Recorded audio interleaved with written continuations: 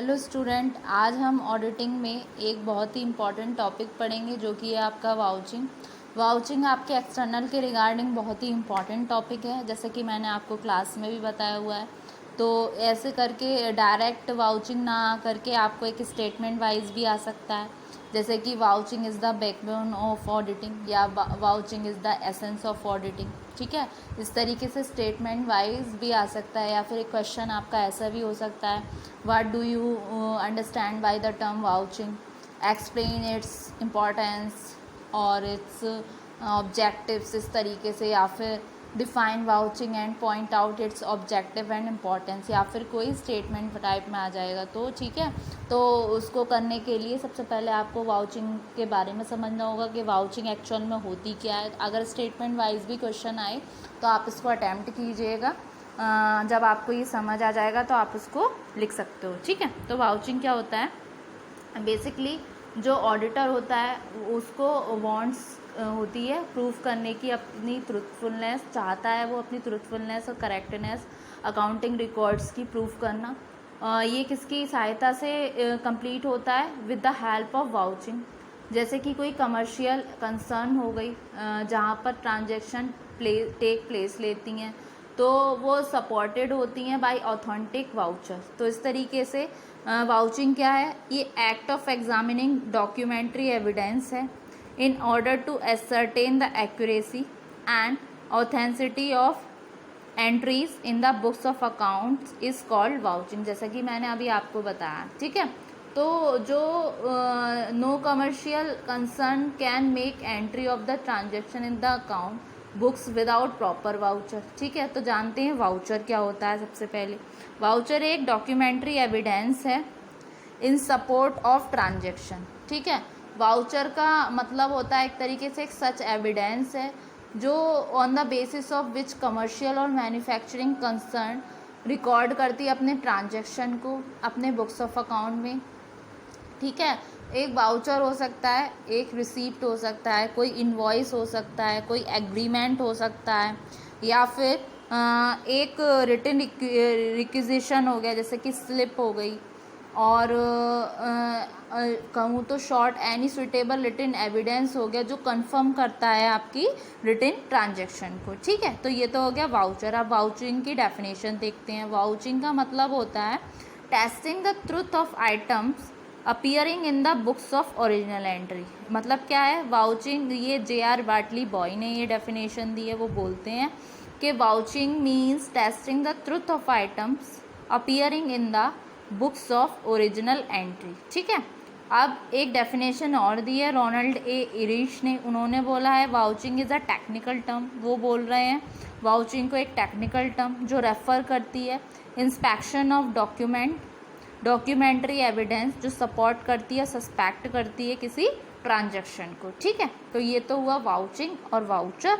अब आते हैं हम इसके ऑब्जेक्टिव्स पे। ऑब्जेक्टिव भी इसके काफ़ी इंपॉर्टेंट हैं। फर्स्ट आता है वेरिफिकेशन ऑफ अकाउंट, जो कि आपके मेन ऑब्जेक्टिव में से एक है। जो मेन ऑब्जेक्टिव जो है वाउचिंग का, वो फाइंड आउट करना है truthfulness of the accounting record. जैसे कि आपकी हो गई जो ट्रांजैक्शन रिकॉर्डेड हैं आपकी अकाउंटिंग बुक्स में, वो करेक्ट हैं या इनकरेक्ट हैं। ठीक है, तो वाउचर क्या है? इंफॉर्मेशन देता है ऑडिटर को इस चीज़ के रिगार्डिंग। ठीक है, फिर सेकंड पॉइंट आता है to provide knowledge of business transaction. इसमें क्या है? On the basis of vouching auditor को फाइंड आउट करना है कि सारी ट्रांजेक्शन रिलेटिंग है कंसर्निंग से रिकॉर्डेड हैं, और transaction which is related to the concern but has not been recorded in the proper books should be brought to the notice of management। इस कंडीशन में क्या है? अगर रिकॉर्डेड हैं तब तो कोई बात नहीं, अगर रिकॉर्डेड नहीं है तो इसका क्या ब्रॉट आउट करना चाहिए, नोटिस में लाना चाहिए मैनेजमेंट के, और कंसर्न करना चाहिए एम्प्लॉयज़ को कि जिससे कि वो आज to do the necessary correction, मतलब उनसे पूछा जाए कि नेसेसरी करेक्शन करें देन एंड देयर। ठीक है, फिर आता है it knowledge about transactions not concerned with business. इसका मतलब क्या है कि ट्रांजेक्शन जो रिकॉर्डेड नॉट कंसर्न्ड है विद बिजनेस से कैन बी नोन, द्वारा किसके द्वारा जाने जा सकते हैं? वाउचर के द्वारा। सच ट्रांजेक्शन इफ़ रिकॉर्डेड, अगर इस तरीके के ट्रांजेक्शन रिकॉर्डेड है in the accounts book of concern be brought to the notice to the management of the management and necessary जो रेक्टिफिकेशन एंट्री में भी डन होगी according to Spicer and Pegler. वो बोलते हैं one of the most important objective जो है vouching का is not to know that the payment of cash has been already made by the concern, लेकिन इसका मेन ऑब्जेक्टिव क्या है, जानना that the payment made concern with the transaction related to the enterprise or and not for the transaction not related to the concern। ठीक है, फिर आता है आपका ऑथराइजेशन ऑफ अकाउंट्स। इसमें क्या है आपका जो अनदर ऑब्जेक्ट है वाउचिंग का, गेट करना information from the authorise person से, किसके रिगार्डिंग, रिकॉर्ड ऑफ ट्रांजेक्शन के। अगर इस कंडीशन में कोई सस्पिशन अराइज होती है रिगार्डिंग एनी ट्रांजेक्शन तो ऑडिटर को क्या है, शुड गेट अ सर्टिफिकेट, ठीक है, जो फ्रॉम अ रिस्पॉन्सिबल ऑफिसर और satisfy himself that the entries made in the account books are fully authorised ones. ठीक है, ये तो आ गया ऑब्जेक्टिव्स। तो स्टूडेंट आज के लेक्चर में हमने वाउचिंग में क्या जाना, ये एक एक्ट है एग्जामिन करने का, डॉक्यूमेंट्री एविडेंस। इस ऑर्डर में इसके असरटेन द एक्यूरेसी और एथेंसिटी of entries in the books of accounts is called vouching. फिर इसकी एक हमने डेफिनेशन, 2 डेफिनेशन देखी। वाउचिंग का मतलब क्या होता है, testing the truth of item जो अपीयर हो रहे हैं आपके बुक्स ऑफ ओरिजिनल एंट्री में। देन वाउचर के बारे में जाना कि वाउचर क्या है, एक रिसीप्ट है, इनवॉइस है, एक एग्रीमेंट है, या कहूँ तो एक रिक्विजिशन स्लिप है। इन शॉर्ट में एक सुइटेबल रिटन एविडेंस है जो कंफर्म करता है रिटन ट्रांजैक्शन को। फिर हमने इसके ऑब्जेक्टिव्स देखे। बेसिकली इसके मैंने 4 ऑब्जेक्टिव लिखे हुए हैं।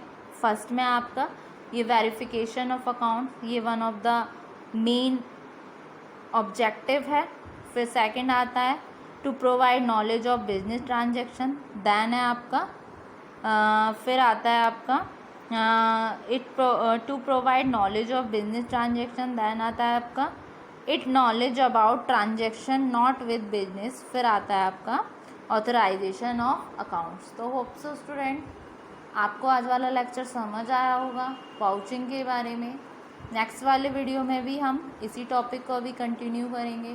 ध्यान रहे ये जो टॉपिक है ये काफ़ी इम्पॉर्टेंट है आपके एक्सटर्नल के रिगार्डिंग, जैसे कि मैंने आपको क्लास में भी बताया हुआ है। तो आप इस लेक्चर को और इस टॉपिक को और अच्छे से पढ़ लीजिएगा। होप सो आपको ये वाला लेक्चर समझ आया होगा। Thank you very much.